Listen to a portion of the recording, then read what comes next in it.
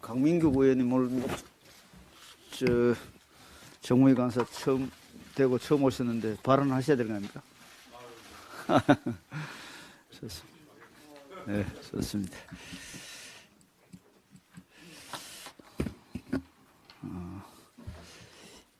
이재명 대표를 습격한 피의자에 대한 검찰의 수사 결과가 어제 발표되었습니다.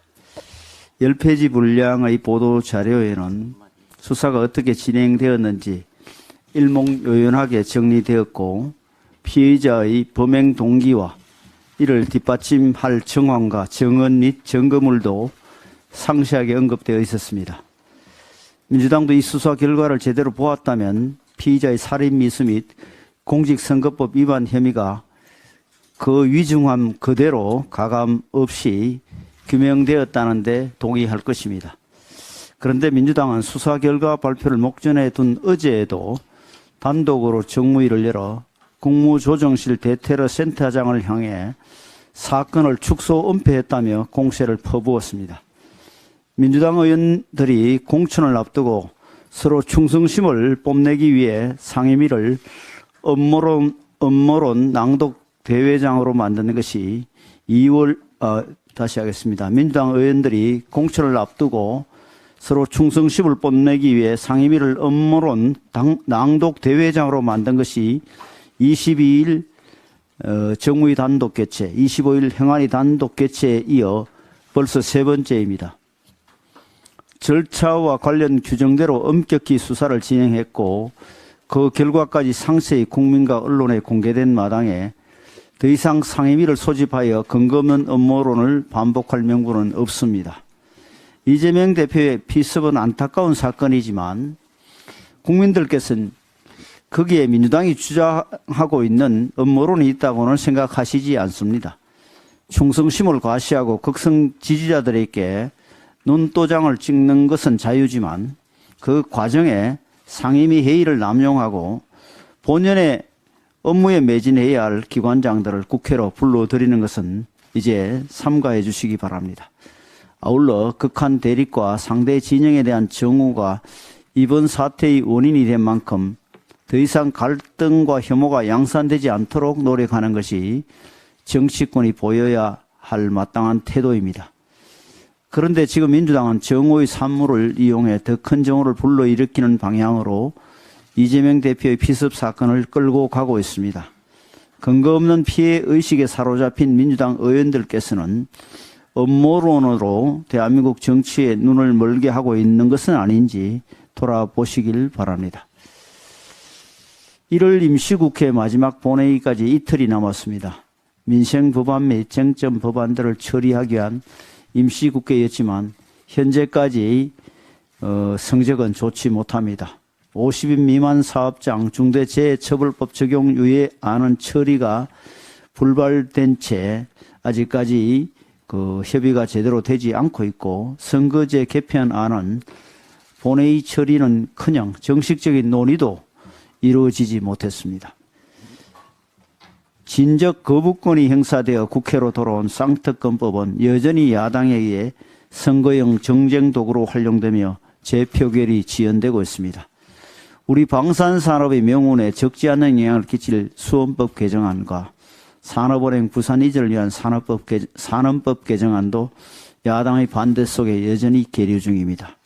지난 주말 국회의장께서는 여야가 선거제 협상을 제대로 진행하고 있지 않는 것은 국민 참정권 제한이라고 지적했습니다. 아울러 중대재해처벌법 개정안에 대해 다음 달 1일까지 조정안을 만들도록 노력해야 하고, 쌍특검법도 같은 날 본회의에서 처리될 수 있다고 언급하셨습니다. 우리 국민의힘은 국회의장께서 밝히신 중대재해처벌법 개정안과 쌍특검법의 내달 1일 처리 방침에 깊이 공감합니다. 다음 달 1일 본회의에서 여야가 첨예하게 부딪히고 있는 문제 법안들을 처리해야 남은 21대 임기 동안 밀린 민생 법안 및 쟁점 법안들을 다룰 여유가 생깁니다. 야당 또한 국회의장의 충고와 국민의 바람을 저버리지 말고 진지하고 적극적으로 협상에 응해 주시길 바랍니다.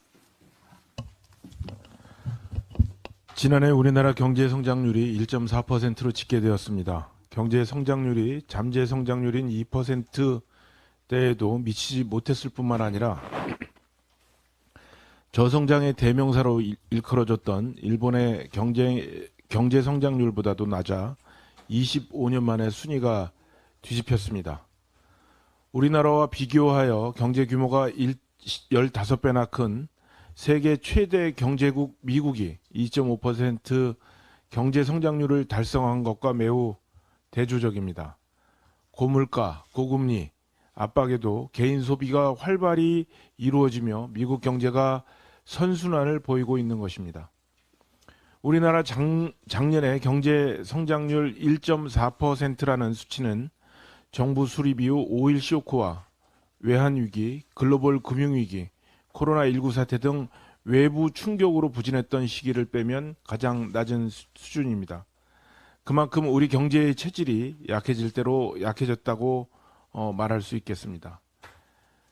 더욱 심각한 것은 앞으로의 전망입니다. 국내 예측기관들은 1에서 2%대의 저성장이 고착화될 수 있다는 우려도 내놓고 있습니다. 이대로라면 올해 우리의 잠재 성장률이 1.7%대로 하락해 미국의 잠재 성장률 1.9%에 역전당할 것이라는 OECD의 암울한 전망이 현실화될 우려도 있습니다. 저출생 고령화로 인해 경제 활동 인구가 빠르게 줄어들고 있는 상황에서 성장의 불씨를 되살려내지 않으면 안 됩니다. 성장 잠재력을 키우기 위해서는 규제를 혁파하고 연구개발 지원을 강화하면서 경제 체질을 개선해 나가야 합니다. 주력 산업의 경쟁력을 키우고 첨단 산업을 육성해 성장의 동력을 확보해야 합니다. 현재 국회에 계류된 경제, 민생 법안 처리를 서둘러 우리 경제가 다시 활력을 되찾고 되살아날 수 있도록 활력의 불씨를 지펴야 할 것입니다. 4월 총선 일정을 감안한다면 시간이 얼마 남지 않았습니다. 모레 2월 1일 본회의는 민생 입법의 마지막 골든타임이라 할 수 있습니다. 1%대 저성장의 늪에서 빠져나올 수 있도록 하는 경제 살리기 법안들이 1월 임시회에서 최대한 많이 처리될 수 있도록 민주당의 적극적이고 전향적인 협조를 부탁드립니다.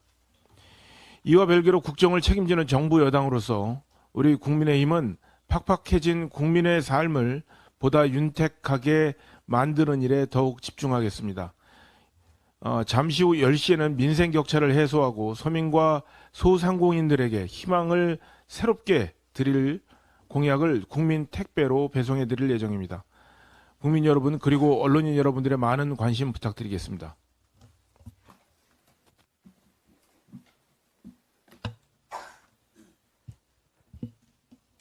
어제부터 22대 총선 후보자 추천 신청 접수를 시작했습니다. 이제 정말로 국민의 시간이 다가왔습니다. 공천을 위한 하나의 기준은 국민의 눈높이입니다. 그런데 더불어민주당은 국민 참여 공천을 하겠다면서 공천의 제1 기준이 부패 근절이라고 했습니다. 이를 믿는 국민은 어느 누구도 없을 것입니다. 당 대표만 교묘하게 비껴가는 컷오프 기준을 적용할 것이고 범죄 혐의자들에게 면죄부를 주는 무죄 추정의 원칙을 지켜갈 것이기 때문입니다. 국민의힘은 국회의원의 특권을 내려놓고 당당하게 국민의 선택을 받겠습니다. 사심은 없고 오로지 국민만 있는 공천을 하겠습니다. 국민 여러분들께서 누가 어느 정당이 진정 국민의 뜻을 받드는지 그리고 정치 개혁에 앞장서는지 그 기준을 가지고 표로 심판해 주시기 바랍니다. 정의당이 22대 총선 비례대표 2년 순환제를 도입하겠다고 발표했습니다. 사실상 국회의원 한 석을 2명씩 나눠 먹겠다는 것입니다. 정의당은 그간 진보 정당을 자처하면서 온갖 것에다 다 정치개혁이라는 이름표를 붙였습니다. 지난 총선에서도 준연동형 비례대표제에 대해서 정치개혁이라는 포장을 했지만 국민들의 불신만 불러왔습니다. 여기에다가 비례대표 일석을 2명씩 나눠 먹게 한다면 그 불신에 기름을 붓는 일이 될 것입니다. 진보정당 주변에 있는 분들에게 국회의원이라고 하는 것이 자신들의 훈장이 될지 모르겠지만 국민들에게는 진보 인사들의 밥그릇 챙기기로 보여질 것입니다. 이렇게 자신들의 밥그릇 챙기기에 분주할 것이 아니라 진정 선거 제도를 어떻게 해야 할지, 비례대표제를 어떻게 바꿔야 할지에 대해서 진지하게 고민해 주시기 바랍니다. 발언 또 기재위 간사님 또. 예, 기재위 간사 유성글 의원입니다. 오늘은 우리 기업의 지속 가능한 성장 발전과 또 국내 이탈을 막기 위해서 상속세 개편이 시급하다는 취지의 말씀을 드리겠습니다. 최근 반도체와 석유 제품의 수출액이 증가세를 이어가고 있고 지난해 자동차 수출도 8년 만에 최다 물량 286만 대를 기록하는 등 국내 수출 호재가 이어지고 있는 가운데에 상당수의 수출 기업이 상속세 부담으로 해서 매각 또는 폐업을 고려한 것으로 이렇게 나타났습니다. 한국무역협회에서 최근에 발표한 수출 기업의 원활한 가업 승계를 위한 재원 보고서에 따르면은 수출 기업의 42.2%가 상속세, 증여세 납부 부담으로 인해서 폐업을 고려한 적이 있다. 이렇게 나타났습니다. 상속세 부담을 마주한 기업들은 매각 및 폐업을 고려하거나 또는 기업 이민을 선택하고 있습니다. 대표적인 예로 2008년 상속 증여세를 없앤 싱가포르로 이주하는 한국 기업이 많다는 겁니다. 한 연평균 250개 정도가 된다는 그런 발표도 있었습니다. 다행히 지난 12월에 우리 상속 증여세법을 개정해서 가압승계 증여세 과세 특례 내용을 담았습니다. 그러나 아직 우리 기업의 경영 환경 개선을 하기에는 충분하지 않다는 의견들이 많습니다. 가압승계가 원활히 이루어질 경우에 해외 시장 진출과 또 기술 개발, 투자 확대, 고용 확대 등 우리 경제에 전반적인 긍정적인 효과가 있는 것으로 이미 다 알려져 있습니다. 수출이 회복세를 보이기 시작하는 지금 우리 국민의힘은 조세 정책이 우리 경제의 발목을 잡지 않고 우리 기업의 글로벌 경쟁력을 강화할 수 있도록 지속적으로 기업 친화적 세제 개편을 추진하겠다는 말씀을 드립니다. 이상입니다.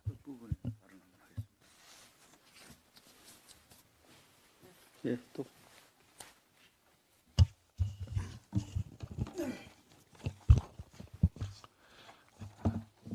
더불어민주당이 국민을 대상으로 공천에서 가장 중요한 기준이 무엇인지를 묻는 설문조사를 해봤더니 1위가 부패 근절로 나타났다고 합니다. 대장동 개발 비리 등 각종 부정부패 의혹으로 재판을 받고 있는 이재명 당대표를 보유하고 있는 더불어민주당 공관위의 발표 내용이라는 점에서 많은 국민들께서 의아해 하셨을 것입니다. 또 국민들께서는 그러면 이제 이재명 당대표가 공관위에서 컷오프 되는 것인가, 이 여부를 지켜보고 계실 것입니다. 더불어민주당 대선 경선 과정에서 이낙연 후보 측이 제기한 비리 의혹으로 이재명 대표는 당시 대선에서 패배하였습니다. 그럼에도 불구하고 더불어민주당의 리스크가 계속되는 것은 이재명 대표가 더불어민주당 자체를 자신의 방탄수단으로 삼았기 때문임을 모르시는 국민은 없으실 것입니다.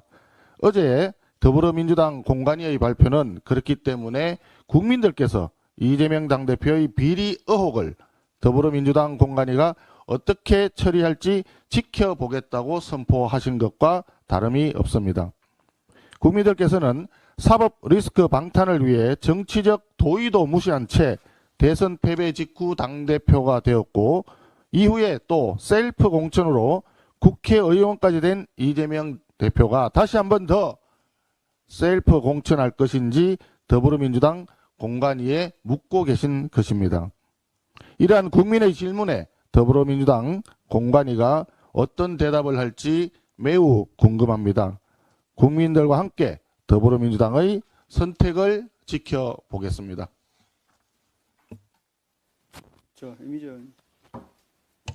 네, 한노희 간사 이미자 의원입니다. 저는 지역활동 중에 50인 미만 사업장 대표자들, 즉 중소영세 사업장 대표님들이 간담회를 요청해 와서 몇 차례 간담회를 했습니다. 50인 미만 중소영세 사업장 대표자들께서는 거의 공포스럽다고 느낄 정도로 우려를 하고 있습니다. 그래서 어제 일요일임에도 불구하고 제가 다시 한번 서울에 상경해서 소통관에서 민주당께 간곡히 요청했습니다. 50인 미만 중대재해법에 대해서 유예를 촉구한다. 이것은 우리가 그 노동자의 어떤 그 산업안전 보건을 신경 쓰지 않는 것이 아니라 노사 상생하는 방안을 강구하자라고 그렇게 말씀을 드렸는데도 아직 답이 없습니다. 다시 한번 말씀드리겠습니다. 50인 미만 사업장에 대한 중대재해처벌법 개정 골든타임이 아직도 이틀 남아 있습니다. 민주당은 산업안전보건처 설립을 요구하고 있습니다. 홍익표 원내대표는 문재인 정부도 산업안전보건청 설립을 추진 안 했다라는 비판에 적반하장이라고 했습니다. 한번 따져보겠습니다. 20년 7월 22일 문재인 정부 초대 노동부 장관을 역임한 민주당 김영주 의원이 산업안전보건청을 고용노동부 소속으로 설치하는 내용의 정부조직법 개정안을 발의했습니다. 지금 우리 대표님 보고 계시는 겁니다. 그리고 21년 2월 이낙연 민주당 대표가 당정회의에서 당 주도로 정부조직법 입법 후에 23년 1월 산하청을 출범하겠다고 밝혔습니다. 그리고 나서 21년 3, 4월에 산재 예방 조직 국회 원탁회의에서 23년 1월 산하청 출범을 목표로 22년 상반기 내에 정부조직법을 개정하기로 했습니다. 여기에 그때 당시에 정책위 의장이 홍익표 현 원내대표였습니다. 만약 민주당이 산업안전보건청에 의지가 있었다면 원탁회의 결과대로 22년 상반기에 정부조직법을 처리해서 시도했을 것입니다. 그러나 행안위 법안 소위에서 20년 11월 7일 법안소에서 딱 한 차례 보고하고 더 이상 진행하지 않았습니다. 왜 그랬습니까? 홍익표 원내대표님께 묻겠습니다. 만약 산하청 신설의 의지가 있었다면 22년 상반기 이후에 즉 문재인 정부에서 얼마든지 논의할 수 있었지 않았습니까? 그러나 안 했습니다. 민주당은 자신들이 하기로 한 정부조직 신설은 자신들 정부 때에는 그들도 보지 않다가 이제 와서 적반하장이라고 하면서 우리 여당을 몰아붙이고 있습니다. 도대체 제정신이십니까? 예산 문제야말로 또 완전 적반하장입니다. 예산과 관련해서는 올해 50인 미만 사업장 산재 예방 직접 예산을 2조 원 이상으로 정액하고 구체적 계획을 국회에 제출하라고 밝혔습니다. 아니 고용노동부 우리 예산심의 때는 여기에 대해서 일제 말이 없었습니다. 민주당. 정말 아직 2월 1일까지 이틀이라는 골든타임이 남아 있습니다. 민주당 의원님 여러분, 현장에 답이 있습니다. 현장에 가서 현장의 목소리 좀 경청하십시오. 김진표 국회의장님도 2월 1일 본회의까지 조정안을 만들 수 있도록 최선을 다하겠다고 하셨으니 민주당에게 재차 요구합니다. 83만 영세 중소기업과 그 종사자 800만 명을 위해서 남은 이틀 동안 반드시 중대재해처벌법 50인 미만 사업장 적용이 유예될 수 있도록 심사숙고해 주시기 바랍니다. 간곡히 호소합니다. 정말 현장 한번 가보십시오. 이상입니다. 북한이 27일 순항미사일 도발을 했는데 민주당의 화살은 김정은이 아니라 또다시 윤석열 정부를 향하며 북풍 음모론을 꺼내들었습니다. 더러운 평화가 전쟁보다 낫다는 생각을 항상 가지고 있는 이재명 대표는 어제 민주당 최고위원회 회의에서 안보와 국민의 생명을 정권에 활용하겠다는 그런 못된 생각을 가지고 있는 것 아닌가라고 했고, 홍익표 원내대표도 북한의 충돌을 막을 최소한의 안전장치인 9.19 군사합의가 파기되면서 북한의 도발과 분쟁 가능성이 높아졌다며 북한이 도발해 윤석열 정부 책임론을 거론했습니다. 민주당의 북풍 음모론이 하루 이틀은 아니지만 요즘 더 적극적인 것은 해외 일부 전문가들이 북한의 올해 전쟁 불사 가능성을 언급한 것을 더 자주 근거로 들고 있는 것입니다. 그런데 이번에 그와 반대되는 전문가들의 의견이 나왔습니다. 시드니 사일러 전 백악관 국가안보회의 한반도 국장은 북한군 태세 자체에 특이한 사항이 없는데 이게 중요하다며 전쟁 정냐라는 발언은 과장으로 여겨진다고 평가했습니다. 로버트 피터슨 헤리티지 재단 연구원 역시 북한에서 나오는 매우 공격적이고 폭력적인 언사는 5년 전이나 20년 전이나 25년 전이나 달라진 게 별로 없다며 전쟁 임박설에 선을 그었습니다. 지금 김정은은 대외적으로 미사일 도발 횟수를 늘리면서 당장 전쟁을 일으킬 것처럼 위기를 조성하고 있으나 실제 북한의 내부 상황은 농사 준비에 바쁘고 휴전선 일대 군부대들이 지방 공장 건설장으로 이동 중에 있습니다.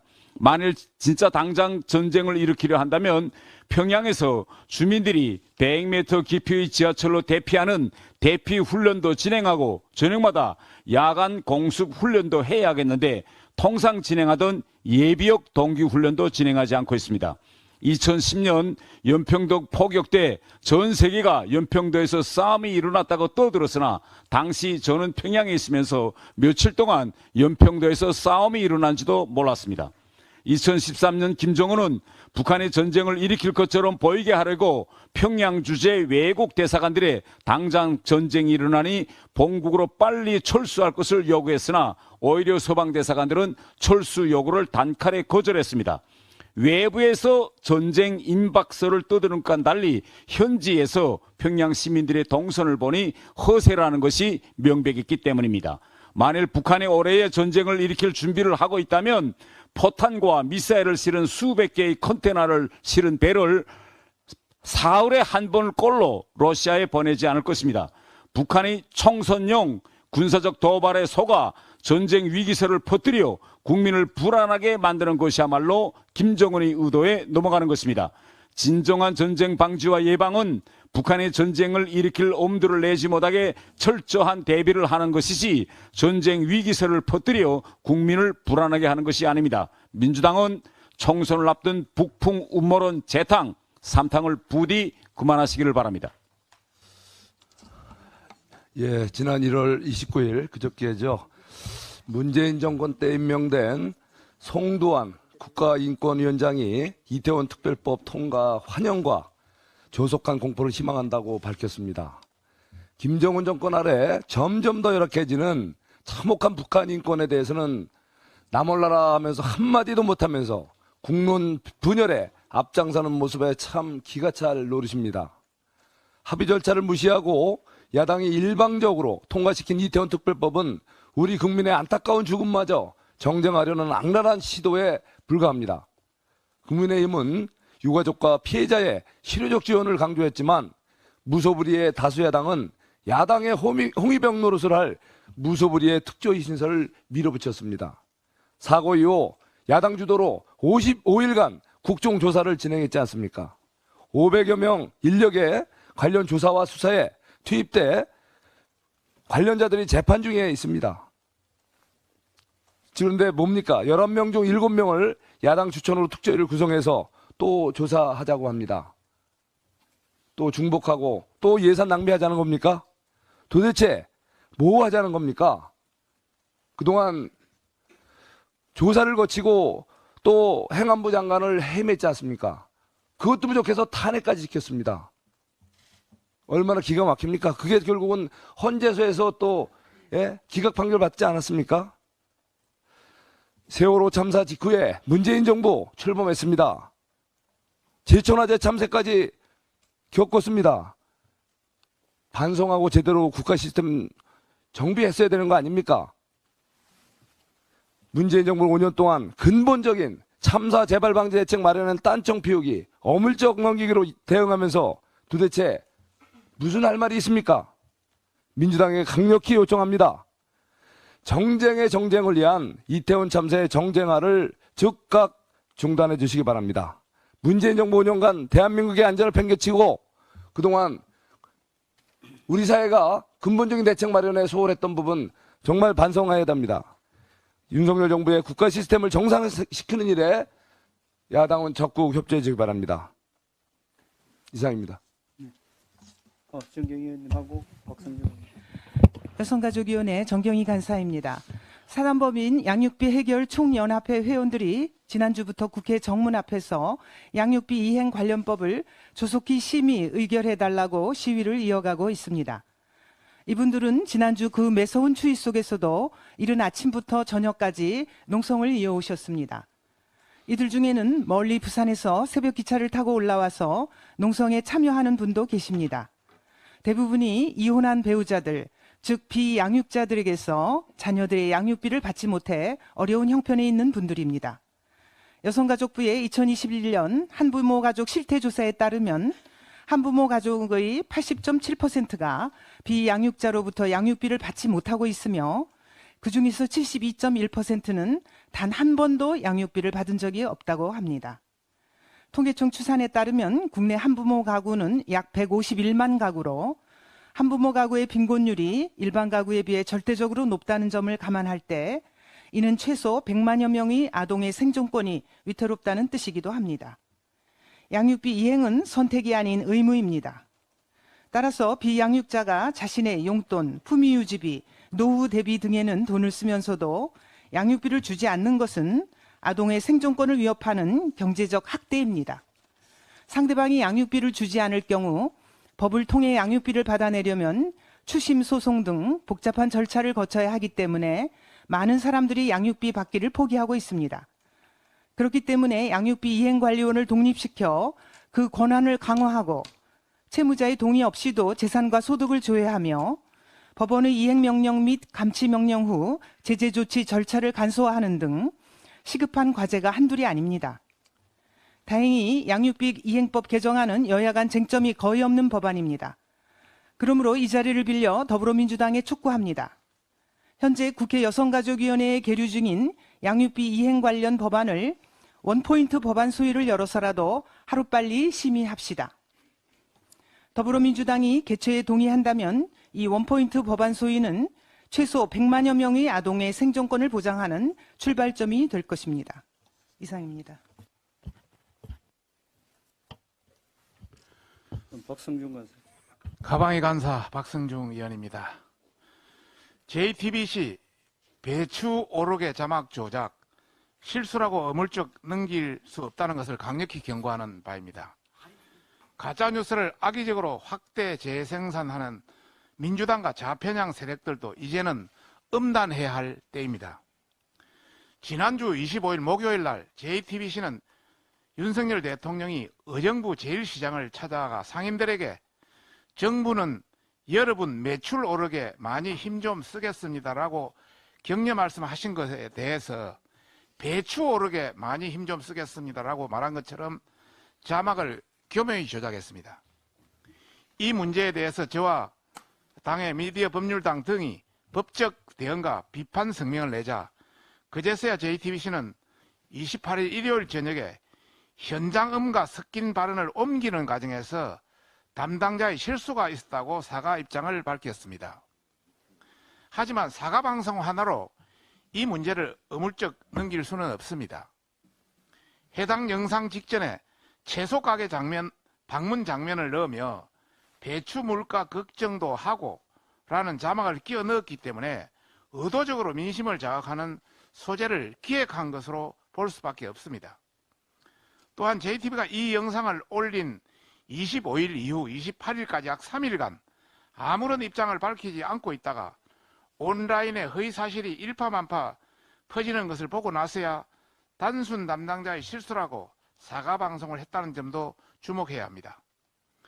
JTBC는 지난 대선에서도 뉴스타파의 윤커피 신앙님 녹취록 공작 보도를 그대로 인용해서 여론에 영향을 미쳤기 때문에 이 같은 조작에 대해서 절대 관용을 베풀어서는 안 됩니다. 특히 이러한 선거 조작은 메이저 언론이 1차적으로 가짜뉴스를 기획하고 2차로 민주당과 좌편향 오피니언이 가담하고 3차로 페이스북, 유튜브, 각종 커뮤니티 등의 조작 정보를 확대 재생산하는 전형적인 좌파 세력들의 치고 빠지기 전략입니다. 실제로 다수의 온라인 커뮤니티에서 JTBC의 조작 정보가 걷잡을 수 없이 퍼지고 있으며 특히 민주당의 김용민 의원, 하흥기 전 민주당 상근 부대변인, 김재현 전 통합진보당 의원 등은 의도적으로 조작 정보를 퍼뜨리고 있습니다. 이런 허위 왜곡 정보를 악용한 선거 조작 행위는 JTBC뿐만 아니라 자막 조작을 자행하는 노영방송 MBC, 대선 공작을 저지른 뉴스타파, 민노총 기관지 미디어오늘 등이 취재보도 준칙을 무시한 채 민주당과 민노총 언론노조의 홍보팀 역할을 하고 있는 것에서 비롯되고 있습니다. 이에 이들이 실수를 가장해 상습적으로 자행하는 정치 공작에 대해서 방통위, 방심위, 중앙선관위 등의 관계기관은 총선까지 가짜뉴스에 대한 특별 단속을 하고 공직선거법, 정보통신망법, 선거방송심의규정, 정보통신심의규정 등으로 심판해서 법이 살아있다는 것을 보여줘야 할 것입니다. 다시 한번 말씀드리면 이들이 실수를 가장해 상습적으로 자행하는 정치 공작에 대해서 방통위, 방심위, 중앙선관위 등의 관계기관이 총선까지 가짜뉴스에 대한 특별 단속을 하고 공직선거법, 정보통신망법, 선거방송심의규정, 정보통신심의규정 등으로 심판해서 법이 살아있다는 것을 보여줘야 할 것입니다. 또한 포털 네이버, 카카오, 구글, 유튜브 등의 사업자들도 민주주의를 훼손하는 가짜뉴스가 더 이상 확산되지 않도록 조치할 것을 강력히 경고하는 바입니다. 이상입니다. 예, 마지막으로 임병헌 국방위원회 임병헌 의원입니다. 김정은 정권의 군사적 위협이 갈수록 심화되고 있습니다. 우리의 안보 불안을 부추기고 남남 갈등을 조장하기 위한 정치적 목적도 있겠지만은 실제로 대형 도발을 경고하는 목소리가 나라 안팎에서 커지고 있습니다. 북한은 지난 24일 평양 인근 내륙에서 서해상으로 순항미사일을 쏜 지 나흘 만에 함경남도 신포시 인근 해상에서 전술 핵 탑재 신형 순항미사일 발사 능력을 과시했습니다. 잠수함에서 발사된 것인지 아니면 미사일 시험 발사용 바지선에서 발사된 것인지는 명확하지 않습니다만은 과장됐다고 해도 가볍게 볼 상황은 아니라고 봅니다. 북한의 핵 탑재 잠수함 발사 순항 미사일이 전력화된다면 우리에게 새로운 위협이 될 것입니다. 북한은 이미 개발된 잠수함 발사 탄도미사일에 이어 순항미사일까지 갖추게 되기 때문입니다. 이번 총선에서 우리 당은 정치개혁과 민생 공약을 많이 발표하고 있지만 북한 위협에 대응하는 안보 공약 또한 매우 중요하다고 생각합니다. 러시아의 북핵 위협에 대비해 미국은 영국의 핵무기 재배치를 진행 중입니다. 북핵 위협이 실제화되고 있는 상황에서 미국 핵 우산에만 안주할 수 없는 상황입니다. 자체 핵무장이 어렵다면 북핵에 버금가는 압도적 미사일 전력 확보가 필요합니다. 킬체인, KAMD, KMPR 모두에 쓰이는 미사일은 1만 발까지 양산하는 데 필요한 예산은 약 20조 원입니다. 최단 기간에 이를 충족시켜주는 방안을 우리 당이 국민 앞에 약속하며 대북 안보 태세를 확고히 하려는 우리 정부의 강력한 의지를 보여줄 필요가 있을 것입니다. 감사합니다.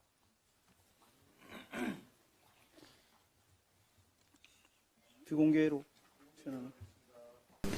질문 받겠습니다.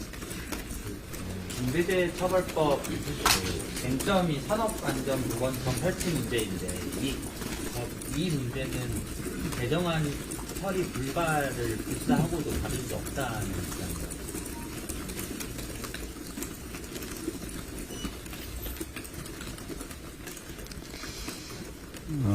민주당이 상당히 우리 당이 받기 어려운 조건을 지금 제시한 겁니다. 자기들 집권할 때도 못했던 일이고요.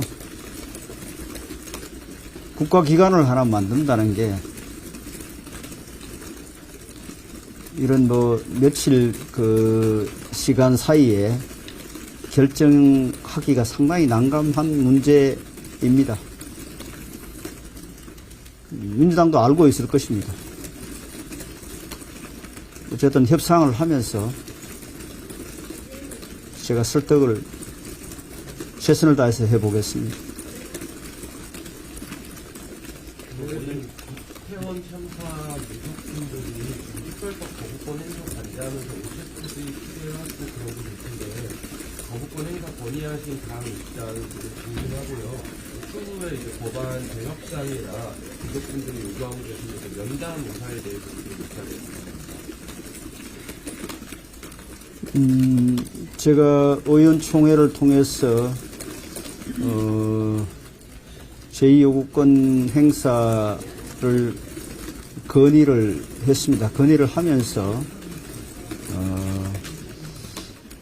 몇 가지 말씀을 드렸는데 우선은 법안 자체가 공정성, 조사위의 공정성을 담보할 수 없고 또 여러 가지 독소 조항이 있기 때문에 또 국회의장이 중재해서 여야 간의 협상이 90% 가까이 이루어진 그 안하고도 훨씬 동떨어진 안이기 때문에 재협상을 하자고 제안을 했습니다. 그래서 민주당이 재협상에 응하면은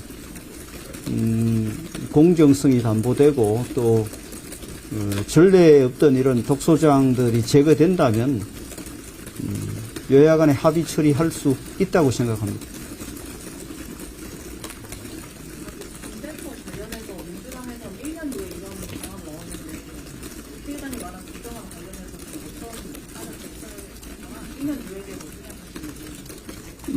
언론 보도를 보면은 1년 유예 안을 비롯해서 민주당의 의원총회에서 다수 의원들이 전향적인 입장을 가지고 있는 것으로 보도가 됐음에도 불구하고 또 의총 결과 민주당 원내 지도부에게 결정 권한을 위임했다는 보도가 있었음에도 불구하고 막상 협상에서는 기존의 입장을 고수하고 전혀 협상의 여지를 주지를 않았습니다. 그래서 이런 부분들이 아쉬운 부분이고요. 어쨌든 필요하다면 유예 기간을 조금 줄이더라도 유예해서 현장의 어려움과 현장의 호소에 응답할 필요가 있다고 생각합니다. 대표님, 어제 대통령과 비대위원장과 만남이 그동안의 갈등의 어떤 해소라는 그런 해석도 있지만 또 한편으로는 여전히 이제 대통령과 한동훈 비대위원장의 그런 마음의 상처나 이런 게 아물지 않았기 때문에 갈등은 남아있다는 이런 해석들이 많은 것 같은데 어떻게 보시는지 부탁드립니다. 어제 만남은 민생 현안과 관련된 논의를 하는 자리였습니다. 그래서 만남을 한 취지에 맞게 지금 현재 여러 가지 민생 문제를 관련해서 당정 간에 좀 더 긴밀하게 협력하고 또 민생에 조금 더 이렇게 세심하게 관심을 가지고 집중하자는 그런 취지의 만남이었기 때문에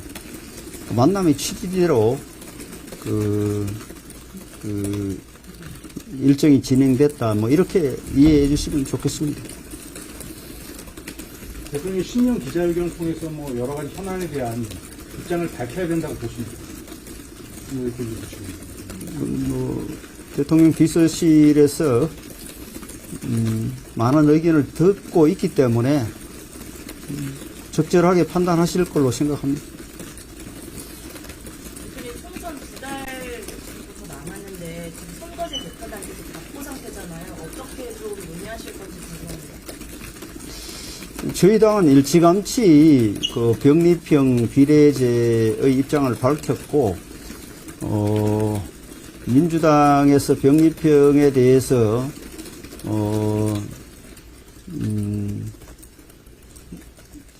조금 그 협상의 여지를 주기 위해서 뭐 권역별로 하는 것까지 협상에 임하겠다. 그런 입장을 정개특위를 통해서 또 그간에 뭐 언론의 질문에 답하는 형식으로 말씀을 드린 바 있고, 민주당에서 지금 당의 입장이 정해지지 않아서 협상이 실효적으로 이루어지지 않고 있습니다. 그래서 빨리 민주당에서 입장을 정해서 구체적인 협상이 될 수 있었으면 좋겠습니다. 총선 후보자들 윤곽이 좀 드러나고 있는데 일각에서는 이제 소위 말하는 친윤 아니면 그 대통령실의 참모들은 조금 양지에 출마하는 건 아니냐 이런 분석도 나오는 것 같은데 이게 좀 어떻습니까? 구체적으로 누가 있나요? 양재. 그 출마 자체가 이제 홍시에는 다소 좀 이렇게 비주류가 출마를 한다 이런 지적이 언론에 나오는 것 같아요. 뭐 자료의 그 이제 근거라든지 이런 것들은 좀 더 확인해 볼 필요가 있습니다.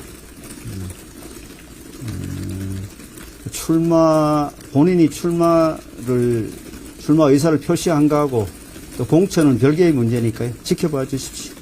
공정하게 공천하겠다는 의지가 우리 당은 확고합니다. 대표님, 그 민주당이 오늘 윤석열 대통령과 이관섭 비서실장을 그 한동훈 비대위원장이 사퇴 요구한 건으로 공직선거법 위반으로 경찰에 고발하는데 여기에 대해서 어떤 입장이신가요?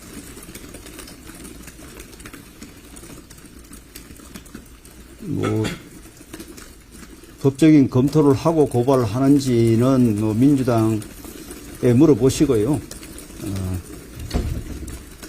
그런 그 고발은 선거 앞두고 뭐 정쟁용 고발이라고 생각을 합니다. 하고